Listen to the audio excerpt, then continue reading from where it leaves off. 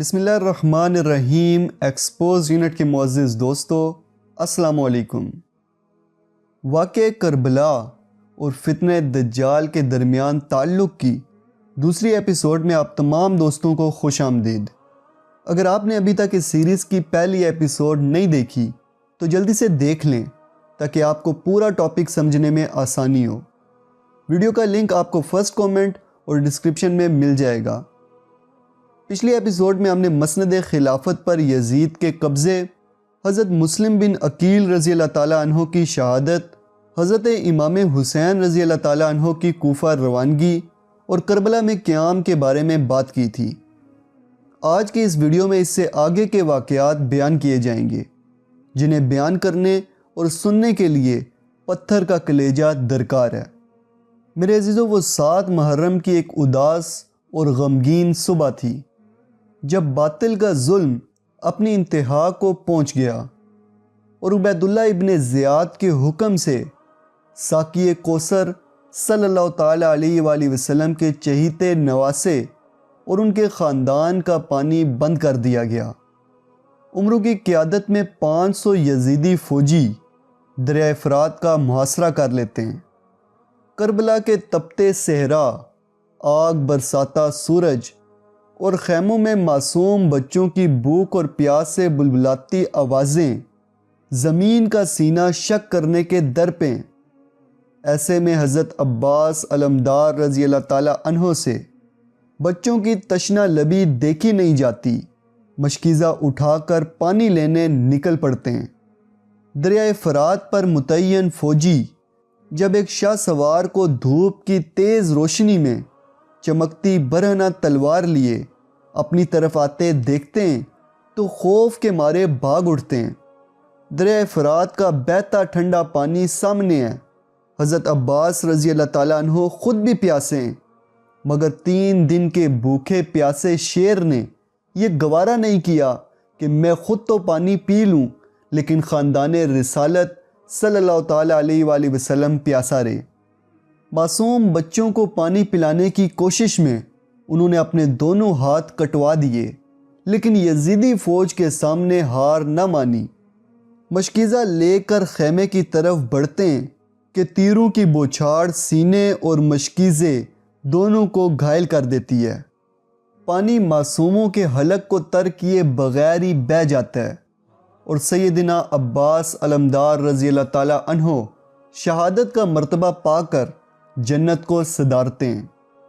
حضرت امام حسین رضی اللہ تعالیٰ عنہ کو یقین تھا کہ اب شہادت کا وقت قریب ہے، اسی لیے آپ رضی اللہ تعالیٰ عنہ نے اپنے رفقا سے فرمایا تھا کہ اے میرے جانثار رفقا، یزید کی فوج صرف میرے خون کی پیاسی ہے، تم لوگ یہاں سے جس طرف مناسب سمجھو نکل جاؤ، مگر آفرین ہے امام حسین رضی اللہ تعالیٰ عنہ کے ان پیاروں پر کہ اس وقت ہر شخص نے آپ رضی اللہ تعالیٰ عنہ کے ساتھ جام شہادت نوش کرنے کا عزم کیا۔ یوم عاشور رائے حق کے مجاہدین کی پوری رات عبادت میں گزری۔ صبح آپ رضی اللہ تعالیٰ عنہ نے یزیدی فوج کے سامنے ایک پرجوش خطاب کیا اور فرمایا کہ اے لوگو، تم جانتے ہو کہ میں رسول اللہ کا نواسا ہوں، حیدر کرار کا نور نظر اور خاتون جنت کا لخت جگر ہوں۔ تم واقف ہو کہ رسول اللہ صلی اللہ تعالیٰ علیہ وآلہ وسلم نے ہم دونوں بھائیوں کو جنت کے نوجوانوں کا سردار بتایا ہے۔ تم سب نے مجھے خط لکھ کر بلایا، اب تم اپنے وعدے سے پھر چکے ہو۔ میں ابھی بھی چاہتا ہوں کہ تم مجھ سے جنگ نہ کرو اور مجھے اپنے رفقا سمیت مکہ یا مدینہ واپس جانے دو۔ اس تقریر سے متاثر ہو کر حر نے اپنا گھوڑا آگے بڑھایا اور حضرت امام حسین رضی اللہ تعالیٰ عنہ کے ساتھ کھڑا ہو گیا۔ شمر نے جب یہ منظر دیکھا تو اسے فکر ہوئی کہ کہیں فوج میں بغاوت نہ ہو جائے۔ اس نے عمرو بن سعد سے کہا کہ اب دیر نہ کرو۔ عمرو نے حضرت امام حسین رضی اللہ تعالیٰ عنہ کی جانب پہلا تیر پھینک کر جنگ کا آغاز کر دیا۔ لشکر حسینی کا ایک ایک فرد یزیدی فوج پر بھاری ثابت ہوتا گیا۔ امام حسین رضی اللہ تعالیٰ عنہ کے ساتھی یزیدی فوجیوں کی لاشیں گراتے ہوئے ایک ایک کر کے جام شہادت نوش کرتے گئے۔ آخر میں لختے جگر علی اکبر ہاتھوں میں تلوار پکڑے آگے بڑھے۔ والد محترم امام حسین رضی اللہ تعالیٰ عنہ کو مسکراتی نگاہوں سے الوداعی سلام کیا اور دلیری سے مقابلہ کرتے ہوئے شہید ہو گئے۔ خیموں میں رونے کی آوازیں بلند ہوئی تو حضرت امام حسین رضی اللہ تعالیٰ عنہ نے جا کر منع فرمایا اور کہا کہ تمہارے رونے کی آوازوں سے یزید کے فوجی خوش ہوتے ہیں۔ سامنے ہی 6 ماہ کے علی اصغر لیٹے ہوئے تھے جن کی زبان شدت پیاس کی وجہ سے خشک ہو چکی تھی۔ امام حسین رضی اللہ تعالیٰ عنہ نے علی اصغر کو گود میں اٹھایا اور باہر آ کر یزیدی فوج کو مخاطب کرتے ہوئے فرمایا کہ دیکھو یہ معصوم 3 دن سے پیاسا ہے۔ ابھی امام کے الفاظ بھی پورے نہ ہوئے تھے کہ ایک تیر آیا اور علی اصغر کی گردن کو چیرتا ہوا نکل گیا۔ خون کا ایک فوارہ بلند ہوا۔ علی اصغر کی خشک سوکھی ہوئی زبان اپنے ہی خون سے تر ہو گئی۔ 6 ماہ کے علی اصغر نے اپنے بابا کے ہاتھوں میں دم توڑ دیا۔ اب مولا حسین رضی اللہ تعالیٰ عنہ تنہا رہ گئے تھے۔ لشکر یزیدی نے چاروں جانب سے گھیر لیا تھا۔ امام علی مقام رضی اللہ تعالیٰ عنہ نے آسمان کی جانب دیکھا، شمشیر حیدری کو دائیں ہاتھ میں پکڑا اور نعرہ تکبیر بلند کرتے ہوئے دشمنوں پر ٹوٹ پڑے۔ شمشیر حسینی خوفزدہ فوجیوں کے سر قلم کرتی ہوئی میدان جنگ میں چاروں جانب چل رہی تھی کہ اچانک کہیں دور سے اذان کی آواز آئی۔ حضرت امام حسین رضی اللہ تعالیٰ عنہ نے ہاتھ روک لیا اور بآواز بلند نماز پڑھنے کی مہلت مانگی، اور یہی وہ لمحہ تھا کہ جب شمر کے جوش دلانے پر ایک بدبخت نے دوش نبوی صلی اللہ تعالیٰ علیہ وآلہ وسلم کے شاہ سوار پر ایسا کاری وار کیا کہ تلوار کلاہ مبارک کو کاٹتی ہوئی کاسائے سر تک پہنچ گئی۔ خون کا فوارہ پھوٹ پڑا اور سارا بدن خون کے چھینٹوں سے لالائے احمر ہو گیا۔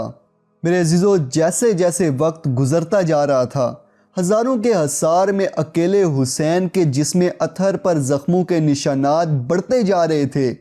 زخموں کی شدت نے آپ رضی اللہ تعالیٰ عنہ کو نڈال کر دیا تھا، لیکن اس کے باوجود کسی میں اتنی ہمت نہ تھی کہ شجاعت و بہادری کے اس کوہ گراں کو شہید کر سکے۔ امام حسین رضی اللہ تعالیٰ عنہ کے سامنے جو بھی یزیدی فوجی آتا، امام حسین کے جلال سے اس کے ہاتھ کانپ جاتے۔ آخر شمر ملعون نے دھاڑ کر کہا، آگے بڑھو اور شہید کر دو۔